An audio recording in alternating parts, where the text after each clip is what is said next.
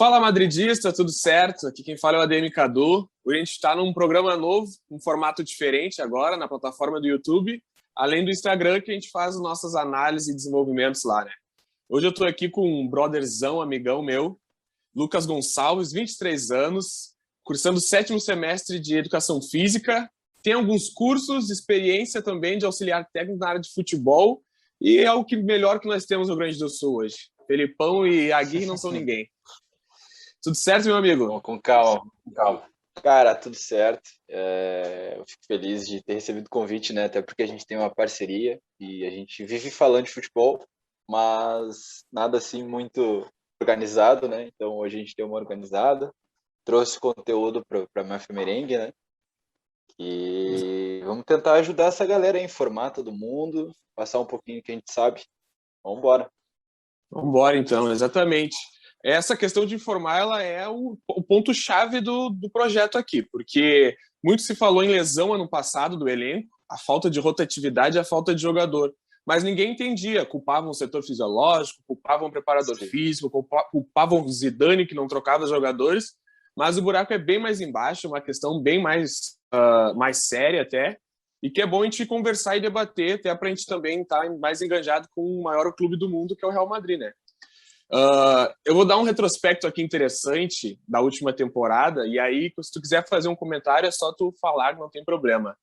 O Real Madrid na temporada passada teve 51 lesões. 51 lesões. É um número absurdamente alto. Se eu não me engano, foi o número mais alto de lesões de um clube europeu de grande porte. E 6 casos de Covid, dois foram do departamento médico e os outros 4 jogadores. Agora vem um dado interessante e muito, muito louco. Os únicos jogadores de linha que não se machucaram foi o Courtois e o Lunin, que são goleiros. Os únicos são goleiros. E o Lunin só jogou um jogo, então, né, começa por aí. O cara que teve mais lesões foi o nosso amigão Eden Hazard, né? O cara que custa 100 milhões de euros aos cofres do Zidane. Foram 7 lesões musculares. 10 jogos. 7 lesões musculares. Isso é um número extremamente bizarro. E também a quantidade de tempo que ele ficou sem jogar. E dessas 7 lesões, na verdade foram 9 lesões e 7 musculares, né? Não são só 7 lesões, foram 9 lesões e 7 musculares. Uma foi porque ele pegou uma gripe, e aí ficou engripado, não pôde jogar, e a outra foi Covid. E 7 lesões musculares. Aí depois, seguindo ele, tem o Carvajal com 5 lesões musculares. O Carvajal, de 48 jogos possíveis, ele perdeu 36. Cara, absurdo. Absurdo. Aí depois vem o Odriozola, que é outro lateral, que teve 3 lesões musculares, que perdeu 20 jogos de 48 possíveis. O Odriozola, né? Ele é um jogador que é novo, então são coisas curiosas, né? Um jogador novo que está no auge da forma física, que a princípio a questão das lesões não era para ser um problema, né? Até porque o histórico dele não é um histórico forte de lesão, né? Então algumas coisas acontecem e não tem uma explicação assim. Bom, esse é o jogador que vinha de lesão, por exemplo, o Eden Hazard, né? Ele é um jogador que jogava muitos jogos, principalmente na Premier League, tem muitas ligas, muitas copas, então é meio que tu acaba se perguntando, mas como assim não deu certo e tal, né? Mas só essa aspas aí, pode mandar bala. Claro, e é bizarro mesmo, porque quando eu estava fazendo a pesquisa de lesões do Eden, ele fez na primeira temporada, antes de chegar no Chelsea, a última temporada dele, ele tinha feito 98% dos jogos. No Chelsea, ele teve de 90% ou 92% de jogos feitos. Aí chega no Real Madrid, o cara perde mais da metade da temporada, né? São quase 40, acho que 33 jogos que ele perdeu. E é um número bizarro, extremamente bizarro. E aí, seguindo o Odriozola, vem o Rodrigo, que teve uma lesão muito forte muscular e que perdeu 12 jogos. Eu não vou citar o Sérgio Ramos aqui, porque não faz mais parte do nosso plantel, então não há necessidade. E assim, ó, lesões musculares que não foram... A do Eden Hazard, 3 foram em campo. O resto foi em treino. O Odriozola foram 2 em treino e 1 em campo. O Rodrigo foi em campo. O Carvajal foram 2 em campo e 3 em treino. Então, algo está errado. Algo está muito errado. E aí não, me vem a... Não, Pode falar. O que eu acho é que assim, não tem um padrão, né? Como tu falou, tem um em campo, um em jogo, um em campo. Claro, né? No treinamento a ideia é passar um pouquinho da frames de uma intensidade de um jogo de 90 minutos. Então tem situações de jogo, eles devem treinar. E como tu falou, não tem um padrão. Não é só no jogo, não é só. Sempre são coisas, fatores que cada jogador tem algo curioso, né? Sim. Dentro desse algo curioso, eu te pergunto assim, a questão do no caso, o biotipo do jogador, a questão essa pessoal mais que ele tem de ganhar muita massa ou perder muita massa, isso inflige muito nessa questão dessas lesões recorrentes, ainda mais em jogadores de alto nível, porque são jogadores que treinam mais de muitas horas por dia, devem fazer academia no nível mais alto possível também. E aí eu te faço essa pergunta porque para nós que não entende é meio estranho, né? Tem fatores, sim, fatores fisiológicos, fatores biomecânicos, tem diversos fatores que podem acarretar lesões, principalmente lesões musculares, né, que é o principal inimigo do Real Madrid nesses últimos 6, 8 meses, um ano. Então, Exato. Fatores principalmente biomecânicos, tá, que fazem com que o corpo tu vai fazer um movimento repetitivo, um movimento de estender a perna, um movimento de finalizar, que eles finalizam várias vezes, dependendo do treino. Tem treino de finalização, tem treino de passe. Então, até curioso, porque não tem nenhum padrão de posições. Por exemplo, não é um acúmulo de lesões em jogadores que jogam no lateral direita ou no meio de campo, não. São diversas regiões do campo com diversos tipos de Hazard com mais explosão.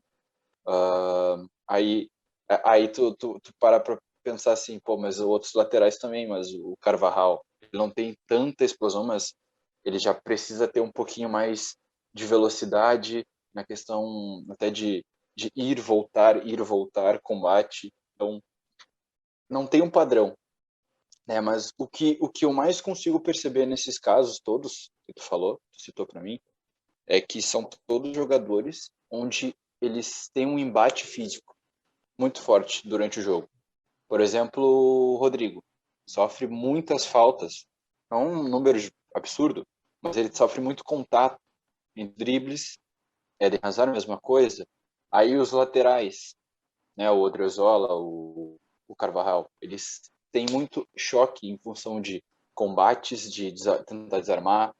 Então, essas coisas, juntando, tá, com a questão biomecânica, juntando com alguma questão de desequilíbrio também, porque às vezes um jogador tem algum desvio. O que seriam os desvios? Um ombro mais alto que o outro, e aí o quadril já compensa, e aí isso tudo é a estrutura corporal. E os nossos músculos, eles vão tentar, o nosso corpo em si vai tentar reequilibrar. Então, um lado acaba fazendo muita força. Um lateral esquerdo vai usar muito a perna esquerda. Então, isso tudo pode acarretar em lesões. E isso que a gente nem citou na questão dos tempos de descanso, que aí é em outro momento. Mas respondendo a pergunta, sim, a questão biomecânica, a questão fisiológica, a questão estrutural do corpo do atleta pode influenciar, sim, na questão muscular, questão de lesões. Sim, não, interessante isso, porque daí, quando tu fala a questão estrutural, eu fico pensando assim, pô, o Mendy é um cara com quase 1,90 m. Ele é um cara, porte físico é o forte dele, contanto que ele não sabe nem atacar, mas sabe defender muito bem. Mas ele traz o jogo sempre para a parte física. E ele sofreu uma lesão. Não, é uma lesão só, muscular, e foi num jogo que realmente ele teve um choque de corpo a corpo com outro jogador, e foi uma lesão na coxa. Então, jogadores mais fortes, eles são propícios a ter lesões mais graves em relação a embate físico ou não necessariamente? Não tem um estudo dizendo, até porque a gente tenta se basear em estudos científicos, né, que os próprios departamentos de futebol e também em diversos lugares do mundo tentam entender por que acontecem algumas lesões, mas não se tem literaturas assim que digam que a questão física, o fato de tu ser muito forte, atrapalhe no futebol, né? Em outras modalidades pode ser que exista, mas no futebol não tem algo muito específico, até também porque a questão estrutural, questão muscular, de ter muito volume muscular, no futebol é algo muito raro, né? Não é algo mais frequente, mais comum no futebol, né? São poucos jogadores. E até jogadores que têm essa forma, essa estrutura corporal, essa questão de volume, de ser muito forte, são, por exemplo, tem o próprio jogador que é da seleção espanhola, o ponta direita, ele joga na O Premier Adama League. Traoré. O próprio, aí tem o Hulk, por exemplo. Então, são poucos jogadores que têm essa característica física, mas que não tem um fator determinante assim para ter lesões. Eu acredito que não seja um problema para o Mendy, até seja algo positivo para ele. A questão física, né? A estrutural, o cara ser forte, grande. Sim. Aí, contraponto isso, eu trago um dado que o Casemiro foi o jogador que mais jogou na temporada. Foi o jogador que mais esteve em campo. E só teve uma lesão que nem foi lesão, né? Ele sentiu um desconforto e não jogou o outro jogo. Mas é um cara que fez, dos 48 possíveis, ele fez 45, se não me engano, 45 jogos. E assim, alto nível, jogando os 90 minutos igual um pitbull ali, mordendo tudo que é canto, aparecendo no jogo. E aí eu fico pensando, pô, o Casemiro é um jogador de meio de campo que está sempre em movimentação. Ele não teve uma pré-temporada tão boa, nem na verdade, nenhum elenco todo, depois a gente vai chegar nesse ponto da pré-temporada.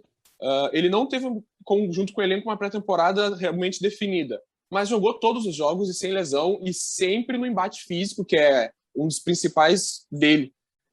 Só que o colega dele, que faz a lateral esquerda, que é o Mendy, teve um problema na coxa, que é recorrente em outros jogadores. Eden Hazard teve 3 lesões na coxa. Carvajal teve a lesão dele principal, foi na coxa. A do Rodrigo foi na coxa. O Sérgio Ramos teve 2 lesões na coxa também. Varane teve desconforto na posterior.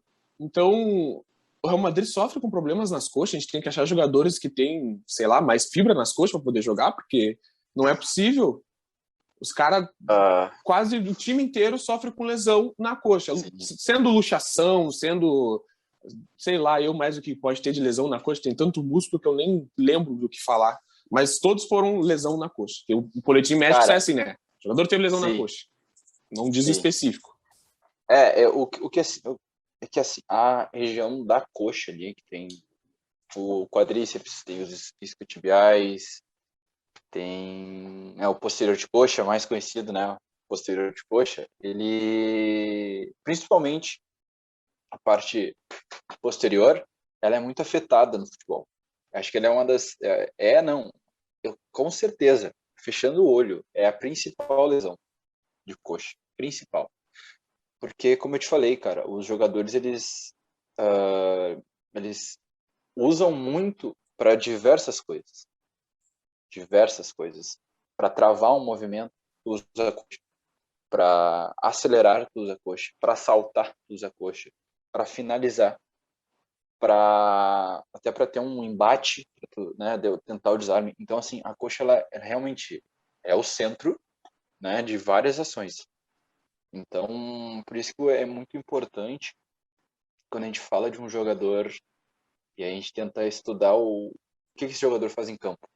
Porque, na verdade, só tratar a lesão é um caminho, mas tentar evitar ela também é outro caminho, né? E aí, né, através dessas perguntas que tu está fazendo aí, tu vai ter um diagnóstico completo. Tipo, tá, mas ele é grande, ele tem 1,90, mas como assim ele teve lesão na coxa? ele faz isso, mas como assim?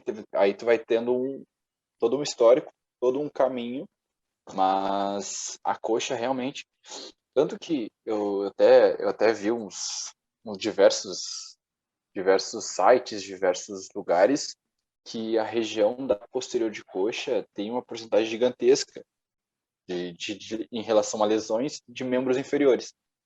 Então, eu não tenho um número exato, a porcentagem exata, mas beira entre 70% a 80%, tá? Das lesões musculares de membros inferiores, jogador de futebol, com certeza. Ah, certo. Então temos que analisar e precaver esses problemas nas coxas. Espero que essa temporada não tenha. Não tem. O nosso primeiro lesionado é Dani Ceballos, agora no ano de 2000, para a temporada 21-22, sofreu uma pancada absurda no tornozelo, o tornozelo dele virou 2. Aí é outro tipo de lesão, né? Já é uma lesão que a gente pode dizer, foi o setor fisiológico, foi o setor físico que não fez um bom trabalho. Agora, falando em setores da equipe, muito se falou na mídia espanhola que o setor físico, fisiológico, até nutricionista do Real Madrid não estava fazendo um bom trabalho, porque jogadores como o Eden Hazard estavam pesando quase 85 quilos no meio da temporada. Jogadores como o Mendy disseram que não estava tão forte quanto antes. E isso é estranho de se falar, é estranho de se ter numa fala, porque a gente não consegue viver esse dia a dia deles, né? A gente não tá nesse dia a dia deles, e a gente não entende muito bem o que acontece. Aí eu queria que tu pudesse explicar para a galera que tá vendo como é que funciona esse processo dentro da equipe de um clube, né? Dentro da experiência Sim. que tu teve. Porque é estranho e eu acho errado a gente só culpar. Aquele lá é o culpado. Porque depois eu vou trazer o engajamento da mudança de áreas do Real Madrid na questão técnica agora. Cara, quando se tem um clube de alto nível, né, se tem um planejamento completo de tudo que vai ser feito durante a temporada, né? Então, quando tu contrata qualquer atleta, ou quando tu te prepara para montar um elenco, tá? Coisas que são feitas, a periodização dos treinamentos, né? A partir da característica do técnico. Aí varia. Mas ano passado, tá? Março, na Europa foi um pouquinho antes, né? No Brasil chegou aqui forte em março, questão do coronavírus. Então teve um baque gigantesco no meio da temporada, né? Que estava indo para a parte principal, né? As fases principais da Champions League.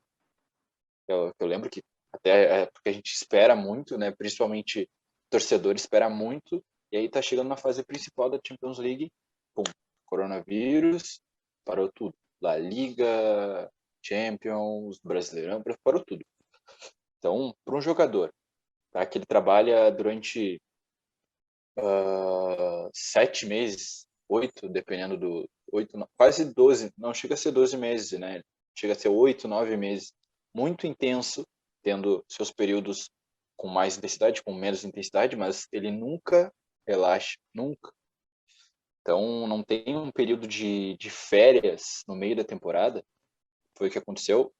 Então, ele sofre muito, e o corpo do atleta, que ele já está acostumado, a ter esse tipo de intensidade o tempo todo, treina 2 vezes por dia, treina isso 2 horas em campo, 2 horas faz fisioterapia, então ele está sempre ali. E os jogos finais de semana, então quando tem uma parada, o corpo do atleta ele sente, porque não é algo que eles foram preparados para fazer. Eles não foram treinados para isso, para ficar um mês basicamente parado, sem nada, treinando em casa, que para eles não é nada. Treinar em casa, para nós, treinar em casa é uma coisa, para atletas de alto rendimento, treinar em casa é outra coisa. Então, eles sentiram muito essa quebra da intensidade da temporada, essa quebra do estímulo físico, estímulo.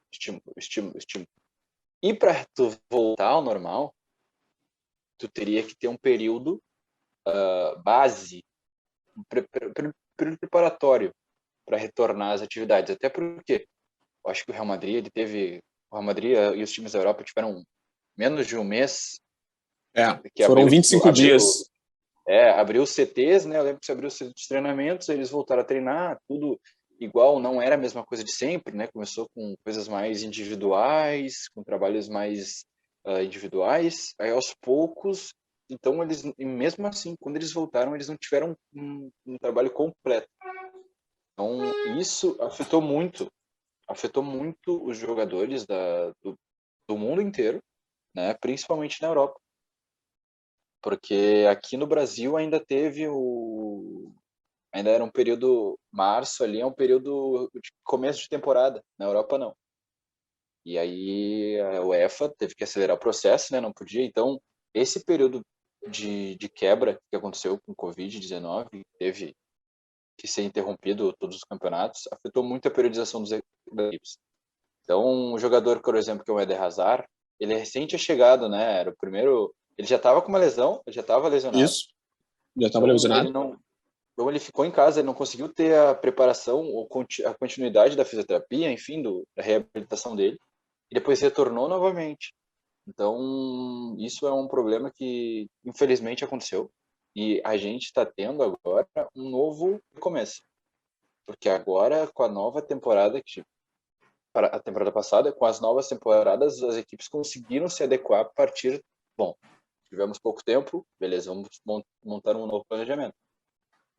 Tiveram mais tempo para pensar. Mas no meio da temporada isso prejudicou tanto que o próprio Real Madrid teve tinha 23 jogadores no plantel, 60% dos jogadores tiveram uma lesão. Então, e isso no período da temporada que estava, que era as fases principais da Champions, a fase principal da La Liga, influenciou muito no resultado. Influenciou muito no rendimento dos jogadores. Então, poucos jogadores, na verdade, tanto que a final da Champions League, que foi que o PSG chegou, que o Bayern de Munique também chegou, foi totalmente atípico, foi totalmente diferente. Aquele resultado catastrófico do Barcelona foi questão técnica, mas tu pode ter certeza que a questão física influenciou muito na questão dos jogadores, porque é algo tão desproporcional ao evento, né? Então, acredito que a periodização, a partir do final da Champions de outubro do ano passado, setembro do ano passado, já foi feita com cuidado, já se adequando às novas regras em relação ao Covid. Mas pode ter certeza que o Real Madrid e toda essa galera que está lesionada agora, que na verdade se recuperou, né? Que agora a maioria está recuperada, mas que no final da temporada passada sofreu muito em função disso. Não teve uma pré-temporada decente, onde eles tiveram tempo para evoluir os estímulos aos poucos. Eles quebraram etapas e aí foi isso. Que é bizarro, né? É bizarro, tu começa a entender e ver ter essas percepções, tu começa, então não é só culpa do setor tal, da pessoa tal, do planejamento tal. Aí tu fala muito nessa questão da periodização. O Real Madrid hoje foi finalizado um dos treinos, a gente tem imagens do Isco com cabelo cortado. Eu vou repetir pro torcedor que ele, com cabelo longo, ele é um lixo. Com cabelo cortado, ele é o melhor jogador que a gente tem. Voa. Cabelo cortado, barriga trincada, correndo. Isso porque ele tá há 15 dias já no CT treinando, né? Porque quem não jogou a Euro e a Copa América já estava no CT treinando. Aí vem uma questão que eu acho interessante de colocar, que a gente estava debatendo a questão da pré-temporada e tudo. O Real Madrid fez testes de jogadores que os caras não foi um treino realmente, foram mais testes físicos para ver até onde esses caras aguentam. E aí eles ficaram...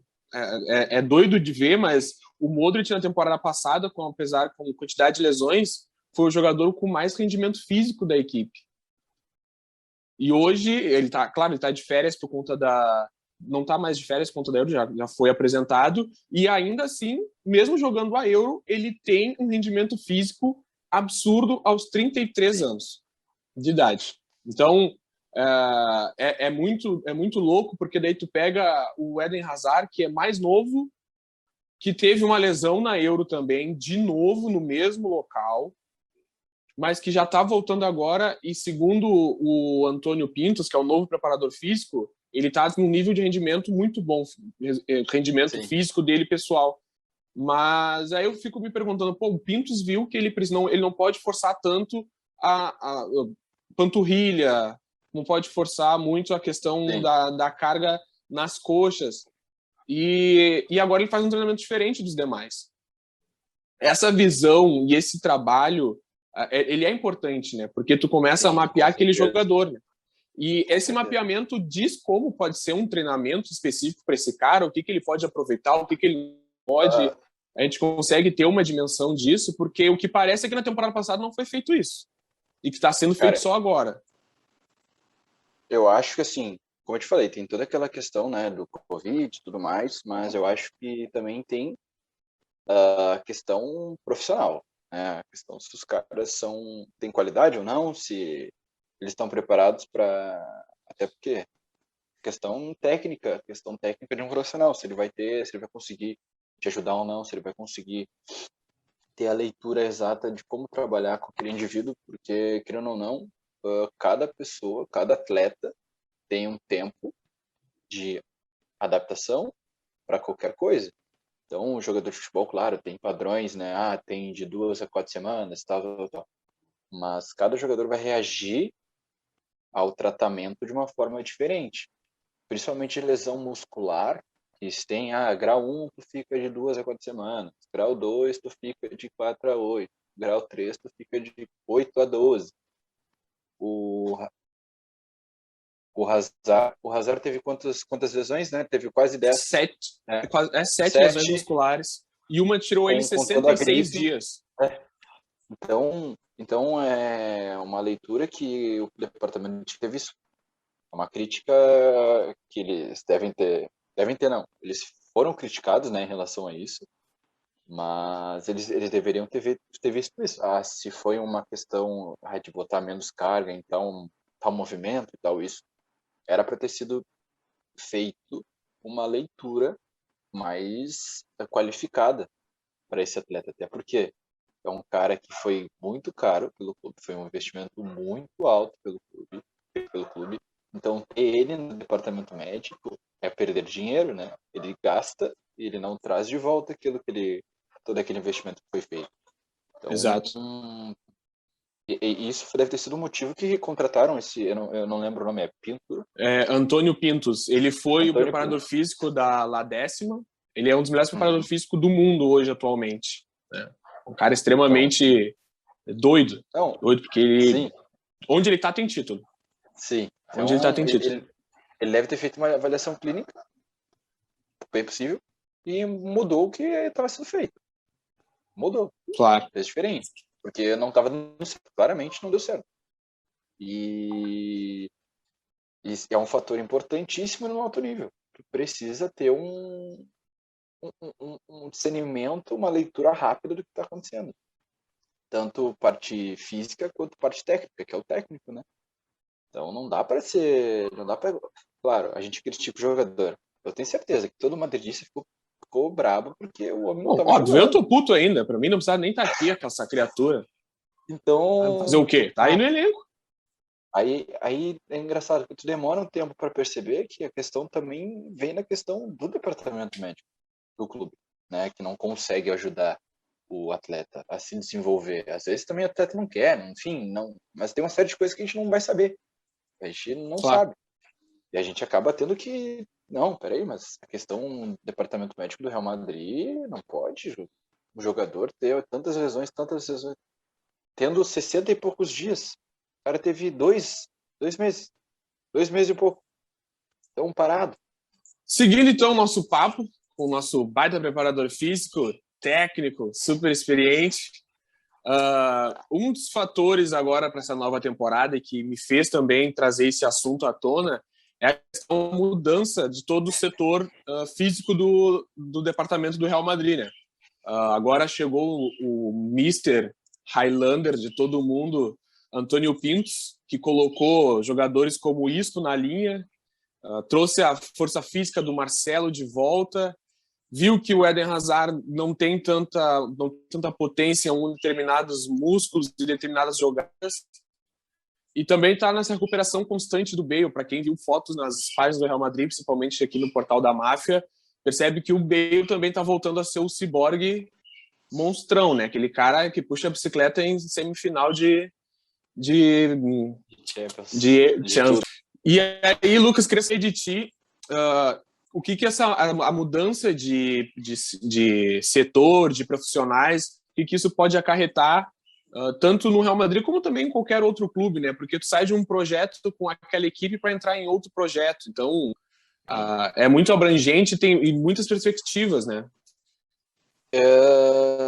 Cara, eu vejo assim, a preparação física e a parte do jogo, elas estão alinhadas, elas estão aqui, elas andam juntas, tá? Porque um exemplo nosso aqui, né, gaúchos e tudo mais, não sei se tu te recorda, mas eu como colorado, eu me recordo muito, quando ele implementou a questão da intensidade de jogo, intensidade, pressão alta, jogo lá em cima. Só que ele não tem como manter um padrão de jogo dessa maneira, tendo um preparador físico que tem outra metodologia de treino, onde prioriza outras valências que não iam auxiliar o Kudê a fazer com que os jogadores tenham capacidade de reproduzir tudo aquilo que ele quer em campo. Então, Antônio Pintos, né? Isso. Ele provavelmente vai alinhar o projeto, já alinhou, né? A preparação já está em andamento com o Ancelotti. E então eles estão juntos. Eles vão andar juntos. A ideia da preparação física não é preparação física aqui, jogo aqui. Não. É isso aqui. Porque eu não tenho como exigir que o Marcelo, um jogador de 30 e poucos anos, tenha uma explosão física que ele tinha há 10 anos atrás, ou até 5, 6 anos atrás, no ano da Copa do Mundo de 2018, que é o auge dele técnico e físico. Então não tem como. Então o preparador físico e o próprio técnico, ele tem que entender as limitações que o time dele tem, o que o time dele tem que apresentar, apresenta na verdade para ele, e ele precisa montar o plano de jogo a partir daquilo que ele tem e a partir daquilo que ele pode desenvolver. Então, o próprio que tu falou do Bale, né? O Bale, ele sempre teve uma característica explosiva, jogador muito rápido, forte, intenso, com picos de velocidade, assim, poucos segundos o cara atinge uma métrica gigantesca, o cara anda o campo inteiro em 10 segundos, um exemplo, né? Então, é um cara que ele sempre vai ter essa característica de jogo. Pode ser que quando ele envelheça, diminua, com certeza, mas a característica de jogo dele ainda vai ser mais rápida do que o próprio Marcelo, porque cada jogador tem uma característica de jogo, cada jogador tem a sua individualidade física, que tem que ser respeitada pelo preparador físico, e o técnico tem que saber lidar com o que ele tem. É por isso que a gente vê, né? Pô, o técnico chegou no clube, a primeira coisa que ele fez foi dispensar meia dúzia. Ele sabe que os caras não vão conseguir fazer o que ele quer. Ele não quer fazer, não, vou testar o cara aqui, mas ele não vai fazer. Então, a ideia da preparação física, da periodização, é auxiliar o treinador. Perfeito. Né? Eu espero que isso aconteça muito, e aí, pegando gancho nesse assunto também, nessa preparação física, a gente pode atrelar, então, um outro cenário de menos lesões e de menos problemas físicos nos jogadores, junto com esse projeto que está vindo com o Antônio e com o Carlo.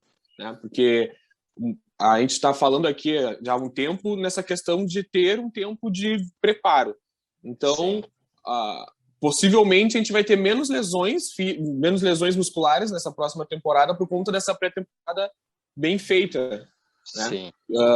E aí eu queria que tu fizesse um comentário sobre o quanto isso pode acarretar num Real Madrid que vai fazer 60, 70 jogos na temporada, porque a gente vai chegar na final da Champions, já antecipo aqui. Tá? isso vai acarretar possivelmente num time bem mais preparado para essa maratona de jogos absurdos que é na Europa, né? Sim. Cara, a gente tem que pensar o seguinte: o alto rendimento, todos os técnicos já têm uma preparação pré-definida, né? Antes de começar o ano, eles já se preparam. Então, alto nível é por isso. Então, algumas coisas acontecem no detalhe ou na individualidade do próprio jogador. Não posso falar que o Klopp não é um bom técnico porque ele perdeu. Eu não posso falar que o Pochettino, que é o técnico do PSG, não é um bom técnico. Não posso citar outros técnicos aí que eles são ruins porque eles perderam. Não, porque o futebol é detalhe. Então, não só detalhe, né? O futebol é uma gama de coisas gigantescas, porque que só a preparação física perfeita a gente não consegue definir quem vai ganhar ou não. E é isso que a gente gosta tanto. Esse negócio deixa a gente louco. Então, mas com certeza, o que aconteceu no Real Madrid ano passado, a questão física dos jogadores e tanta gente ter se lesionado em momentos tão cruciais da temporada, isso é a tendência que não aconteça com tanta quantidade, né, em tanta quantidade. Então, jogadores, por exemplo, que a gente falou do Casemiro, são jogadores que têm que jogar 70% da temporada, 70% dos jogos da temporada. Por exemplo, o Sérgio Ramos é um jogador, ele não poderia ficar fora dos principais jogos do Real Madrid do ano. Ele não pode. Porque a função dele como atleta do Real Madrid, quando ele vestia a camiseta do Real Madrid, era estar em campo nos principais jogos. É a mesma coisa do Courtois. Azar, por isso que é tão cobrado. Então, a princípio, a questão de ter uma pré-temporada com mais tempo, já com mais análises da outra, né, que foi um caos. Então, eles vão ter, sim, eu acredito que eles vão ter um êxito e que diminua praticamente a questão de lesões do Real Madrid. Eu acredito que tem essa possibilidade, ela é bem forte de acontecer, porque muitos jogadores do Real Madrid, eles não têm um histórico de lesão, né? São poucos que têm um histórico de lesão. O Hazard que teve isso agora, nesses últimos 12 meses. Então, é algo que tem como ser reencaixado e redefinido pela comissão técnica, que acredito que já foi, né? Então, eles já estão se planejando e, a princípio, lá por outubro, tu já tenha uma resposta para isso. Perfeito, maravilhoso. Eu fico entusiasmado É, porque a gente sai de um projeto que estava estranho, que ninguém não tinha pé, nem cabeça, nem mão, um projeto meio atravessado. E aí, falando nessa questão das lesões, né, que é o assunto principal, como é que a gente pode fazer uma prevenção além da pré-temporada? Existe algum tipo de prevenção ao longo do campeonato para esse jogador não se sobrecarregar? Se a rotatividade ela é muito importante ou se a gente tem que existe outros meios que o clube pode explorar. Isso é uma coisa que às vezes o próprio torcedor não entende, né? Pô, por que esse cara não tá jogando? Ele é o melhor do time, mas existe algum motivo, né? Se tem, né, principalmente em clubes da Europa, isso está chegando no Brasil, mas se tem agora uma análise muito mais completa de cada jogador. Por exemplo, tá? Horas de treino, isso tudo conta. Horas que o cara tá tocando a bola, e horas que o cara entra em campo. Quantas horas esse cara teve na temporada? Esse cara teve um número legal de horas, ele tem que ter um mínimo de 100 horas, 150 horas dentro de um jogo. Um exemplo, tá? Então, tudo isso já é calculado, já é estudado para cada atleta. Então, por exemplo, um jogador que tem um histórico de lesão ou que vem, né, de uma sequência de lesões iguais ou semelhantes, tá? Esse jogador ele vai ter que ser conduzido de uma forma diferente de um jogador que está livre de lesões, por mais que ele seja o melhor jogador do time. Então ele vai ser preservado, provavelmente em jogos não tão importantes, né? Mas é fundamental esse controle, porque senão, se fosse tão tranquilo, essa questão de parte física, de descansa e já joga, descansa e já joga, a gente não teria tantos problemas aí em várias outras modalidades, né? Esportes americanos, própria NFL, NBA. Então, a gente vê esses caras que eles jogam muito e descansam pouco. Eles têm se não tem um controle exato do que esse cara vai fazer na musculação hoje, por exemplo. Ele vai fazer a parte física dele e daqui a 2 dias ele vai jogar. Se segunda-feira ele não ter o controle exato como ele vai lidar, como ele vai treinar, na quarta-feira, se o que foi feito na segunda e terça foi feito de forma equivocada, na quarta-feira o risco desses caras se lesionar é muito grande. Então, por isso que é feito sim a prevenção. A pré-temporada, na verdade, ela é feita para preparar o atleta para receber todo aquele estímulo que vai vir durante a temporada. Então, o Bale tá ficando forte por quê? Não para tirar foto do Instagram, para se preparar, porque a intensidade da temporada é grande. Então, e no meio da temporada é difícil tu fazer ajustes muito grandes. Na pré-temporada tu consegue. Bom, o Bale no primeiro mês, a gente conseguiu ter um ganho de 10% de massa muscular nele. E diminuiu 2% de percentual de gordura dele. Ótimo. Vamos seguir nessa linha. Vamos baixar a intensidade, diminuir, enfim, durante a temporada, mas a gente vai seguir nessa linha. Não, o Casemiro já teve um acréscimo de massa, de percentual de gordura, ele não, enfim. Então, tudo isso é analisado. Daí, no meio da temporada, é feito pequenos ajustes, mas na pré-temporada é feito o ajuste principal. Certo. Então, um atleta de alto nível, ele não pode simplesmente treinar na segunda, descansar na terça para jogar na quarta. Ele passa, então, por um processo bem grande de preparo para que ele consiga jogar na quarta, depois no domingo, daí na quinta-feira, aí no próximo na segunda, né? Porque um calendário que a cada 3 dias tem um jogo é absurdo, Sim, né? com certeza, tudo isso é conduzido, tá? Porque os técnicos, eles sabem o número de jogos, né? Eles predefinem, né, um número de jogos durante a temporada e eles montam o planejamento deles a partir disso. Então, claro, tem as análises, né, jogo a jogo, ok, mas igual tem um macro ciclo. Macro ciclo a gente chama quando é mais de 3 meses, uma preparação, tá? Uma montagem, uma planilha de treino por mais de 3 meses. Isso se chama macro ciclo.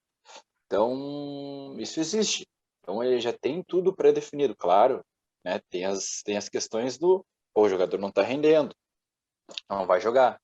Tem isso. Mas antes de tudo, isso já tem. Porque Cadu, ninguém contrata um jogador de alto nível achando ou ficando na dúvida se ele consegue jogar 50 ou 25 jogos na temporada. Tudo isso já é pensado. Bom, eu vou contratar ele para ele jogar 40 jogos na temporada. Se não jogar, bom, aí beleza. Mas igual ele foi contratado para jogar um número X de temporada. Então, se não acontece isso, é alguma falha ou alguma lesão, enfim, algo. Então, interessante e desmistifica muitas questões, até eu como torcedor também, acostumado a jogar FIFA, que tu rescinde o contrato e contrata outro, né? Barbada. Então, para a gente finalizar, Lucas, a gente botou na página, no stories da página, para os seguidores mandar umas perguntas. Eu não li essas perguntas previamente, eu vou ler agora elas todas da forma que veio. Então, se tiver algum absurdo, a gente vai responder igual também e segue o baile.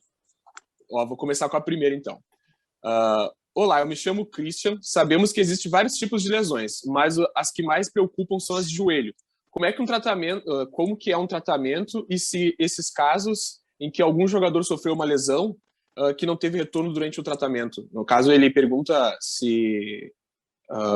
como é o tratamento para essas lesões de joelho e se tem um problema, não um problema, mas por quais motivos esse cara não se recupera por conta desse tratamento no joelho, né? Essa lesão no joelho. Cara... Deixa eu só, antes de tu responder, eu queria a baita pergunta, Christian, porque sim, o Asensio teve na temporada anterior uma lesão de joelho e que voltou agora, e voltou uma temporada bizonha, né? Sim. Há quem defenda o Asensio. E voltou uma temporada muito abaixo. Outro jogador que teve um problema no joelho há um tempo atrás, Sérgio Ramos, que teve desconforto no joelho também como lesão nessa temporada passada. É crítico, né? Uma coisa muito pesada, né? É importante... Essa articulação do joelho para um jogador de futebol, para qualquer pessoa, mas principalmente para quem joga em alto nível no futebol, tá? Existem ali ligamentos muito importantes, né? Os cruzados anterior, tem o menisco. Então, esses tipos de lesões que acometem aqueles... um jogador rompeu o ligamento cruzado anterior. Tu já sabe. É no mínimo de 6 a 1 ano e meio. Olha, dependendo se for lesão parcial ou se for completa. Então, lesão de joelho, ela é uma das mais... não tem uma incidência tão grande, mas elas são as que mais demandam tempo, porque o jogador, quando ele tem uma lesão de ligamento, ele sente, né, e até por isso que é um problema quando ele tem uma lesão. Alguns acabam não voltando a ter o mesmo desempenho, a mesma performance, porque é algo muito sensível. É algo muito sensível. Aí tu vê relatos, Byron, eu sinto que ele vai ser do lugar. Eu sinto algo diferente quando eu piso, quando eu faço força, eu ponho o pé de apoio, eu sinto que ele vai falhar. Então, esse tipo de coisa, tudo é tratado durante a fisioterapia, durante os treinos também, né? O jogador vai retornando, mas fica assim com medo, porque é uma lesão muito, muito, muito severa assim, pro corpo do atleta. Certo. Então, nossa, ficar um ano sem um jogador é brabo, né? A lesão de joelho é osso mesmo. Mais uma aqui, ó. Por que o Hazard teve tantas recaídas? Acho que tantas lesões. E se isso é normal? Essa pergunta é interessante porque o Eden, ele teve uma lesão, jogou um jogo, teve uma lesão, naquele jogo, que é o jogo de volta, ele teve lesão no mesmo músculo. Aí ele fica fora e joga no terceiro jogo que ele voltou, lesão, só que na outra coxa. Aí, isso é normal mesmo? Porque é uma coisa absurda, né? Como tu vê, tu fica, não pode, se o cara se machucar, a cada retorno ele se machuca. Sim, é aquilo que eu te falei. Coisas que demandam tempo. Cada atleta tem um tempo diferente para se recuperar, para se adaptar ao tratamento. Então, uma lesão de coxa, como eu te falei, grau 1 tem tal, 2 tem mais algum tempo. Então, o Eden Hazard, ele teve, como tu falou, né? Ele se lesionou, se machucou e tal, teve tratamento, jogou, se machucou nesse jogo, a mesma coisa. Então, esse tipo de coisa, quando a gente tem esse tipo de lesão, tem que ter um estudo, uma análise melhor assim da questão do departamento médico, porque realmente não é normal essa nova lesão igual. Então, é porque ou ele voltou antes, ele não tinha condições de jogo, não tinha, ou o tratamento que foi feito, ou as análises pré-jogo foram feitas de forma equivocada, onde ele teve tratamento equivocado, onde não teve o 100%, né? Ou alguém pressionou ele para jogar, e, enfim, ele falou: foi minha conta em risco, se eu me machucar eu vou assumir. Então, são essas coisas, mas normal não é. É absurdo mesmo. E aí vem uma pergunta interessante. O que fica o recorde de lesões na temporada passada? Esse vídeo até aqui, ele explica em partes, né, o que aconteceu na temporada passada. Né? A falta de preparo, a incisão do Covid que tem, a questão de que o jogador de alto nível não está preparado a uma parada brusca no meio de um processo de retorno para o futebol. Então, tudo isso explica esse absurdo de números de 51 lesões. E também a própria questão do setor de departamento físico do clube, né, traz essa explicação É, também. E aí, eu vejo como tu respondeu, né? Basicamente é um trabalho em conjunto que foi feito, mas que infelizmente não funcionou. Não funcionou a parte técnica do Real Madrid, não foi das melhores, né? Tanto dado pelos resultados da temporada, e a parte física, a preparação física dos atletas também não foi da forma, né? esperada. Então, Um seguidor da página perguntou aqui se é possível recuperar o Hazard. E embaixo já tem uma pergunta também. Por que o tornozelo dele é de vidro e se tem como recuperar também esse tornozelo? Aí vem toda essa questão de tem como recuperar um jogador profissional de alto rendimento em lesões tão pesadas assim? Ou é muito difícil fazer isso? Depois que ele tem uma lesão grave, ele não vai voltar aquela forma física, aquele futebol. eu vejo questão aí completa de tudo, tá? Tem várias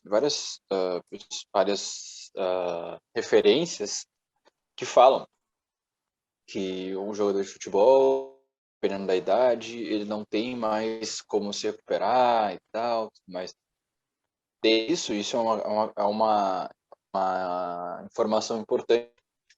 O corpo dele não se regenera mais da mesma forma que quando ele era mais novo, enfim, mas enfim. O Eden Hazard só tem 30 anos, né? Auge da forma física. Mas acho que o principal problema dos jogadores quando ele tem uma lesão grave, mas repetitiva, eu vejo, tá? Ele para de jogar, é aquilo que ele gosta de fazer. Então, cada vez que ele se lesiona, ele tem que passar pelo mesmo processo de novo. O cara deve sentir dor pra caramba. O cara tem que parar de treinar, o cara não joga, o cara tem que ficar em repouso, tem que fazer isso, pressão da torcida. Ele mesmo se cobra porque é um jogador que todo mundo espera muita coisa dele e o cara não consegue desempenhar aquilo em campo. Então, assim, vou fazer uma pergunta agora, vou te fazer uma pergunta. Tu tá tendo uma temporada fazendo 30 gols por temporada, 15 assistências, jogando 50 jogos por temporada. Na outra temporada, onde a expectativa tá lá em cima, tu vai para um clube de alto nível, sempre sonhou em jogar, e te lesiona, tá? A pergunta é, tu ficaria decepcionado? Óbvio, não tem como não, né? Então é isso, eu acredito muito nessa questão. É algo assim que todo o departamento médico, a questão psicológica, a questão nutricional. Pô, o Eden Hazard apareceu barrigudo. O cara começa Sim. a Ainda fez ficar, comercial do Mac ainda. o cara começa a ficar nervoso, o cara começa o quê? Comer coisa que não deve, o cara começa não se cuidar como se cuidava antes, porque fica desmotivado. E aí tem a questão física, e se o cara não tem psicológico, não consegue cumprir com a questão nutricional, não consegue cumprir na questão física, a parte técnica, ó, não tem como. Então, acho que ele tem condições porque está num clube com profissionais de alto nível. Então, ele como pessoa vai querer, porque ele tá sofrendo uma enxurrada de críticas, todo mundo duvida dele. E a gente, como eu já fui atleta, então a gente, como já foi atleta, a principal coisa que a gente quer é provar, não só para nós mesmos, claro, tu quer se provar para si mesmo, mas para quem está duvidando de ti, tu quer provar que tu consegue fazer. Então, acho que se ele conseguir passar por essa questão, essa barreira psicológica, porque ele sobe, aí ele cai de novo. Ele cai de novo. Se ele conseguir passar por isso, ó, se recupera. Ele consegue voltar ao futebol. Porque desaprender a jogar, ele não desaprendeu. Isso eu tenho certeza. Certo, então. Lucas, queria te agradecer demais por ter aceitado o convite. É um assunto que já queria ter debatido há muito tempo e provavelmente eu vou trazer mais vezes aqui no canal no YouTube esse assunto, porque hoje a gente tem uma expectativa extremamente grande para a próxima temporada e a gente tá, o torcedor madridista está eufórico pela contratação de Ancelotti, pela volta de Odegaard, né? Eden Hazard tentando se voltar das cinzas igual uma fênix, Sim. esse Bale também, né? Então, queria te agradecer, assim, ó, muito. A Máfia Merengue fica muito grata da tua parceria, de ter vindo conversar com nós. Espero que tenha muito sucesso no teu caminho e que um dia consiga estar em Madrid também. Por que não? Sim. Precisamos de homens com muito talento. Cara, Beleza? Quer ter uma coisa para falar? Muito rápido, falar aí, muito finalizar? rápido, mas eu espero que eu tenha ajudado aí, passado a informação para a galera, ter contribuído em alguma coisa, tá? E torço muito pelo projeto de vocês, é muito massa mesmo, muito informativo, completo, tá? E toda a sorte do mundo pro Merengão, beleza? Valeu. Convite, cara. Valeu. É nóis. Não esqueçam, galera, não esqueçam de seguir nas nossas redes sociais, @Máfia Merengue. Agora, YouTube, TikTok, Twitter, Instagram, Facebook, o que vocês quiserem, bota @Máfia Merengue, que a gente vai estar lá informando sobre o maior clube do mundo. Valeu? Até a próxima.